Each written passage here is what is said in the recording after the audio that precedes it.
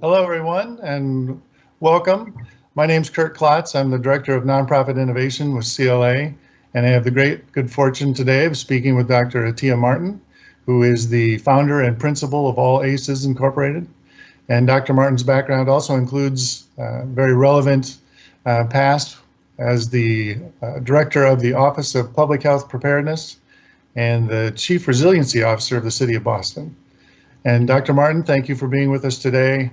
It's your great experience in the sort of coming together of those experiences at a very trying time for everyone here as we face the COVID-19 crisis. Mm-hmm.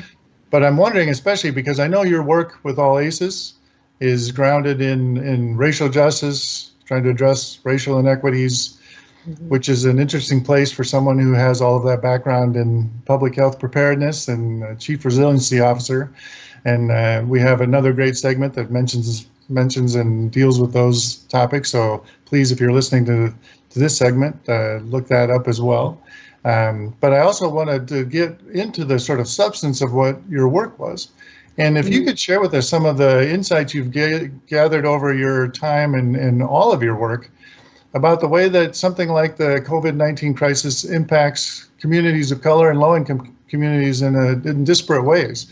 How is it different for those communities and the impacts of something like this? We hear people talk about it as a great equalizer.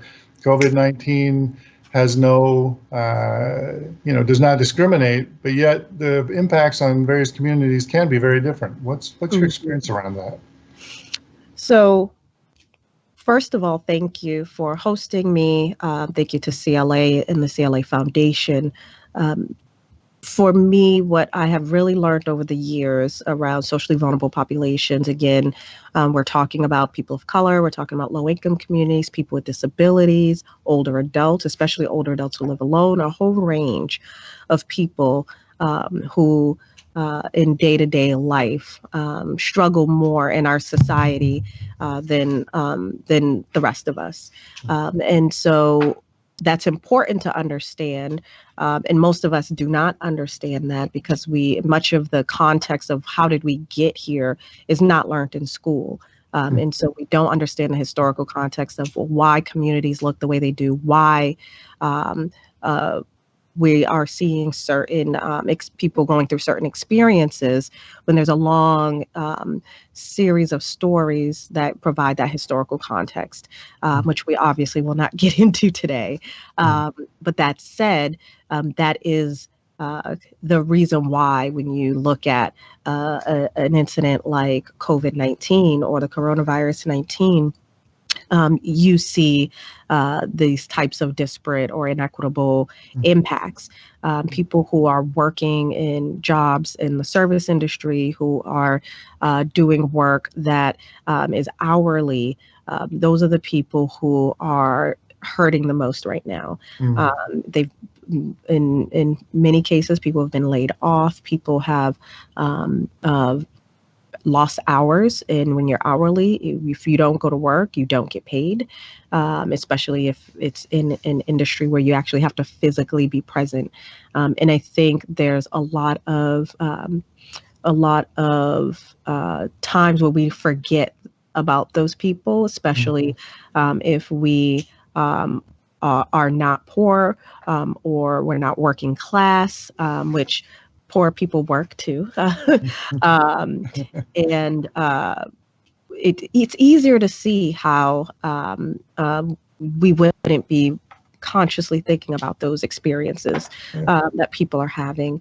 Are there similar sorts of, you mentioned the fact of hourly work, that folks who are perhaps more vulnerable economically, maybe low wage earners, hourly wage earners, and that could be an impact. Is that also true of healthcare? Are those same folks more vulnerable to healthcare disparities or, lack of access to healthcare? I'm curious about that, especially when it's a public health emergency where healthcare is crucial in these sorts of situations. Most definitely, that is the case, especially when it comes. So there's the intersection of, there's working class communities, working poor communities who are struggling. And we also have communities of color and the intersection between the two.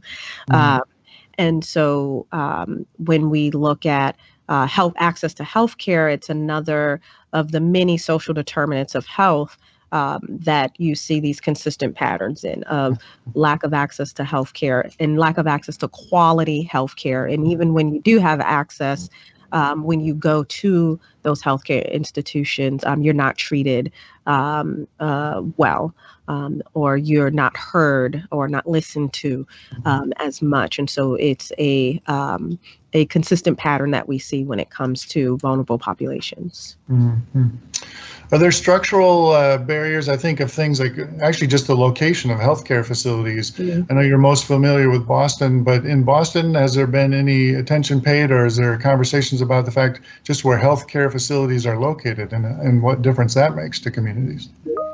Yes, I mean the physical location of healthcare can be a barrier. And even when there is a healthcare institution close to you, like a community health center, really sometimes the challenge is transportation, even if it's close. So if you don't have a vehicle and you're relying on public transportation, then that means that you're catching sometimes 2 and 3 buses to get somewhere, even if it's quote unquote not that far. And so there are these real, so when you talk about structural realities, it's the combination of where they're located, the intersection with that in transportation, the intersection of that with being able to get time to go do those types of things to take care of your health when it's not an emergency. And so those are the kinds of really complicated, intertwined things that make it harder on a regular basis, let alone when you add the layer of COVID-19 to it. Yeah. And then what about the long-term sort of recovery? I think of all of the, I guess in bringing in some of my personal experience, having been a CFO in the nonprofit world for several decades, I've seen a number of economic downturns, stock market declines, the Great Recession, the sort of fiscal after effects of 9/11. And then I watch more localized disaster and disasters like Hurricane Sandy and Katrina. And I'm just wondering, from your experience in any of those sorts of settings, the sort of long-term financial fallout, how does that impact communities of color and low-income communities differently as well? Well, there's 2 parts to that. The first is the actual impact itself. So when you are struggling financially, you are impacted more by these kind of situations to start with, right? Yet there's less there, and the more there's an impact, the less there is to cushion that impact. Then you have on the recovery side, we've seen time after time after disasters that people who are working poor, people of color, the kind of immigrants, especially if you have an accent or English isn't your first language, those are the folks who tend to have a longer recovery time if they ever fully recover at all. And that is the reality based on the research and based on the intersection of the decisions we make from a policy perspective, and whether or not we think about how they're going to impact different people, and how I am treated when I then show up to engage with anything that could be helpful to me. In some cases, that interaction, we've seen that at disaster after disaster, specifically Hurricane Katrina, we saw people who went to go get post-disaster services being told that they weren't eligible because the person at the desk assumed they weren't an American citizen because they had an accent, or English wasn't their first language. I mean, we've seen this over and over again, and it is unfortunate, but there's a lot that we can do about it because we have documented what's happened after emergencies in what's called after action reports. And we're constantly supposed to be in emergency management learning from those experiences. Unfortunately, when it comes to socially vulnerable populations, that's the place where we have consistently not fully learned our lessons. In addition to some of the other foundational lessons that we haven't learned. Yeah, and those lessons, I'm sure that you were able to institute some of those in your time in a couple of your different positions. Are there lessons that you did learn, ways that solutions that did work that you could offer out? I mean, if I'm sure you actually are in an advisory role in many places, but those solutions that you did come across that you would offer out to our communities all across the country now, and responding to this so they could be sensitive to these barriers and disparities for low-income communities and communities of color. Mm-hmm. So the first thing is to, the first important step as part of any change process is to change how we look at the issue, to reframe our understanding of the situation.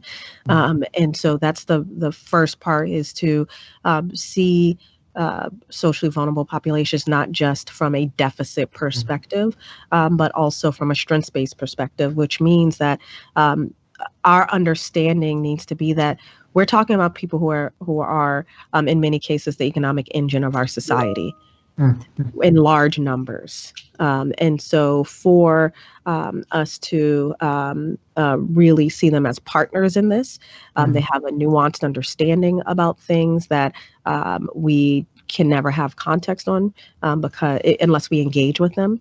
So that's number one. And I think number two is from an emergency management perspective, making sure that there is an equity officer as part of the incident command system. I cannot stress that enough, because when we are in these situations, we need someone in a leadership role that people can come to give that information to about what's happening with socially vulnerable communities, so that we can make that as part of the pool of information we're leveraging to make good decisions in emergencies. Dr. Martin, thank you very much. It's a pleasure to have you with us. You're an amazing resource for all of us at this time, especially. So thanks for your time and your whole life experience that you bring to us.